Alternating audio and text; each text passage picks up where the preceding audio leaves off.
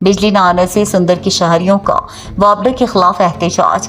3 दिन से बिजली न आने से लोग पानी की बूंद बूंद को तरस गए, मगर वापडा के एहलकारों का आवाम पर तरस न आया। लोग गर्मी में रहने पर मजबूर। 3 दिन से रंगीलपुर रोड अरशद कॉलोनी की बिजली बंद पड़ी है।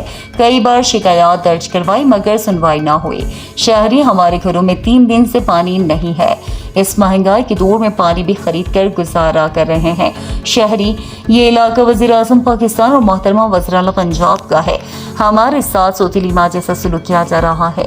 लोगों ने वज़ीर आला पंजाब मरियम नवाज से फौरी नोटिस का मुतालबा किया है। हमारे इलाके की बिजली बहाल की जाए। दिन से बिजली हमारी बंद है। ट्रांसफार्मर का मसला है, कोई मेन फॉल्ट नहीं है। मेन फॉल्ट हो तो बंदा कहता है यार 2-3 दिन लग गए हैं। ये एक 15 मिनट का काम है। अगर बिजली वाले आगे करना चाहें तो ये कर सकते हैं। 15 मिनट में ये मसला हल हो सकता है।